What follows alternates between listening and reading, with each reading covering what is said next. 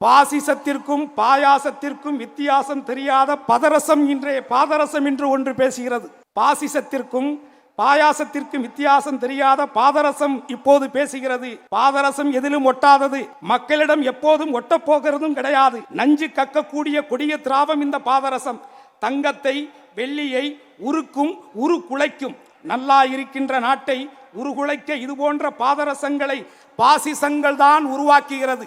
அந்த பாசிசங்கள் தான் இந்த பாதரசுகளுக்கு பாதுகாப்பு கொடுக்கிறது என்பதை நீங்கள் அத்தனை பேரும் உணர வேண்டும். மதிப்பிற்கும் மரியாதைக்கும் உரிய ஒட்டுமொத்த தமிழ் உள்ளங்களினுடைய நெஞ்சிலே குடிகொண்டிருக்கக்கூடிய தமிழகத்தினுடைய முதலமைச்சரும் அனைவருடைய அன்புக்கு பாத்திரமான அருமை அண்ணன் மாண்புமிகு தமிழக முதல்வர் அவர்களுடைய 72வது பிறந்த நாள் விழாவிலே இப்பேற்பட்ட ஒரு அற்புதமான மக்கள் வெள்ளத்திலே பெரிய மதிப்பிற்குரிய ஜாம்பாவான்களும் மிகச்சிறந்த மக்கள் போராளிகளும் அமர்ந்திருக்கக்கூடிய இந்த மேடையிலே அவர்களில் நானும் ஒருவனாக மேடையில் நிற்பதையே நான் மிகப்பெரிய பாக்கியமாகவும் பெருமையாகவும் கருதுகிறேன். தேசிய வாழ்வே தெய்வீக வாழ்வு என்று வாழ்ந்து தன் வாழ்க்கையில் 10 வருடங்களை இந்த தேசத்தினுடைய நலனுக்காகவும் தேசத்தினுடைய விடுதலைக்காகவுமே தன்னை அர்ப்பணித்து கொண்டு மறைந்தும் இன்றைக்கு கோடான கோடி மக்களுடைய உள்ளங்களிலே வாழ்ந்து கொண்டிருக்கக்கூடிய என் தெய்வ திருமகன் பசும்பொன் முத்துராமலிங்க தேவருடைய ஆசீர்வாதம் மாண்புமிகு முதல்வருக்கு கிடைக்கும் என்ற நம்பிக்கையோடும் அன்றைக்கே 75 ஆண்டுகளுக்கு முன்பாகவே அவர் சொன்னார், மங்கை சூதகமானால் கங்கையிலே மூழ்கலாம், கங்கையே சூதகமானால் எங்கே மூழ்குவது என்று கேட்டார். அதுதான் இன்றைக்கும் மத்தியிலே ஆட்சி செய்து கொண்டிருக்கக்கூடிய ஒன்றிய அரசினுடைய செயல்பாடாக இருக்கிறது என்பதை ஒட்டுமொத்த உலகமும் இன்றைக்கு கண்கூட பார்த்து கொண்டிருக்கிறோம்.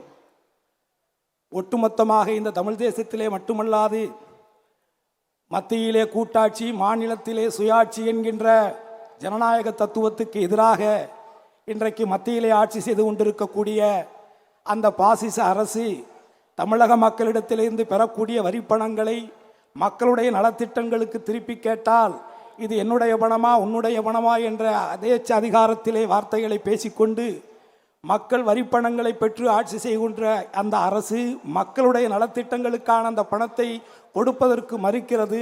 மறுப்பது மட்டுமல்லாது தன்னுடைய ஆதிக்க வர்க்கத்தினுடைய தன்னுடைய ஆரிய கொள்கைகளை இந்த தமிழகத்திலே புகுத்துவதற்காக அவர்கள் மும்மொழி கொள்கையை ஏற்றுக்கொண்டால் நாங்கள் உங்களுக்கான அந்த கல்வித்தொகையை கொடுக்கிறோம் என்று சொல்லுகின்ற ஒரு நிலை, ஒரு அவல நிலை.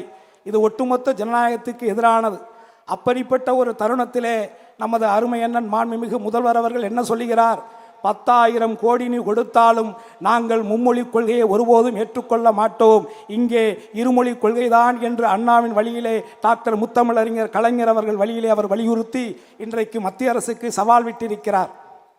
நான் இந்த இடத்திலே மாண்புமிகு முத்தமிழறிஞர் கலைஞர் அவர்கள் 1971 11வது மாதம் 27ஆம் தேதி சென்னை மத்திய சிறையில் இருந்து மாண்புமிகு முதல்வர் அண்ணன் மு க ஸ்டாலின் அவர்களுக்கு எழுதிய கடிதத்தை இங்கே வாசிப்பதிலே நான் பெருமையாக நினைக்கிறேன். அன்புள்ள ஸ்டாலினுக்கு, உனக்கு ஆண் குழந்தை பிறந்த செய்தி கேட்டு மகிழ்ச்சி. சாந்தாவுக்கு என் வாழ்த்துக்களை கூறவும். 1953 திருச்சி சிறையில் 6 மாத தண்டனை பெற்று நான் இருந்தபோது நீ கை குழந்தை. வீட்டிலிருந்து என்னை காண வருபவர்களோடு குழந்தையாக இருந்த நீயும் வருவாய். 23 ஆண்டுகளுக்கு பிறகு சென்னை மத்திய சிறையில் மிசா கைதியாக 1976 ஓராண்டு நீ இருந்தபோது நான் உன்னை காண வந்து கொண்டிருந்தேன்.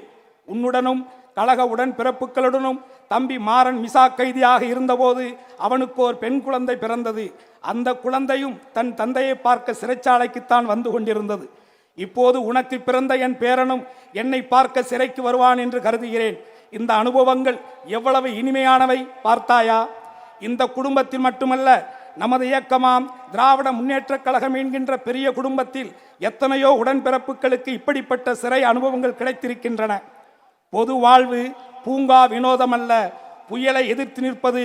இதை புரிந்து கொள்ளாத சில பேர் இன்னமும் நாட்டிலே இருக்கிறார்கள் என்று தலைவர் முத்தமிழறிஞர் கலைஞர் அவர்கள் எழுதிய அந்த கடிதத்திலே அதை புரிந்து கொள்ளாதவர்கள் இன்னும் சிலர் இருக்கிறார்கள் என்று சொல்லி இருக்கிறார். அதை இன்றைக்கு நிகழாக பார்க்கிறோம்.